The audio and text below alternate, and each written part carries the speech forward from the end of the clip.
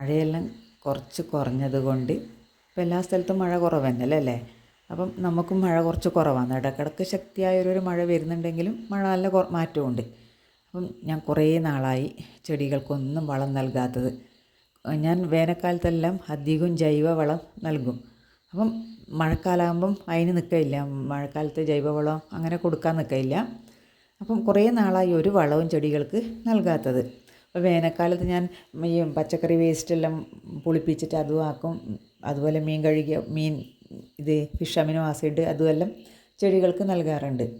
പക്ഷേ മഴക്കാലമാകുമ്പോൾ അത് ഞാൻ അങ്ങനെ ചെയ്യാറില്ല. ഞാനതുകൊണ്ട് കുറച്ച് DAP NPKയും കൂടെ മിക്സ് ചെയ്ത് പൂവില്ലേനും അതുപോലെ പൂവില്ലാത്തതിന് DAPയും കൂടെ ഇട്ട് കൊടുത്തു.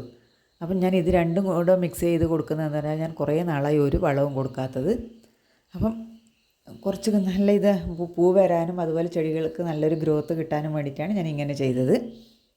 അഥവാ ഇതിൻ്റെ കൂടെ വേണമെങ്കിൽ കുറച്ച് എപ്സം സാൾട്ടും കൂടെ കൂട്ടിയാലേ നല്ല റിസൾട്ട് കിട്ടും. നല്ല ഇലകളെല്ലാം നല്ല ഗ്രീനിഷ് കളറ് വരും ഓരോ ചെടിയിലെ ഇലകളെല്ലാം.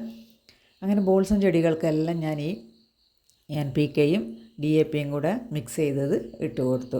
അപ്പം എല്ലാറ്റിൻ്റെ ചുവട്ടിലും കുറച്ച് എടുത്തിട്ട് എല്ലാറ്റിൻ്റെ ചുവട്ടിൽ അത് ഇട്ട് കൊടുത്ത് അതിന് ആവശ്യത്തിന് കുറച്ച് മണ്ണ് ഇങ്ങനെ കൈ കൊണ്ട് തന്നെ ഓരോരോ ഭാഗത്തേക്കും ദൂരാണ് ഇട്ട് കൊടുത്തതെല്ലാം.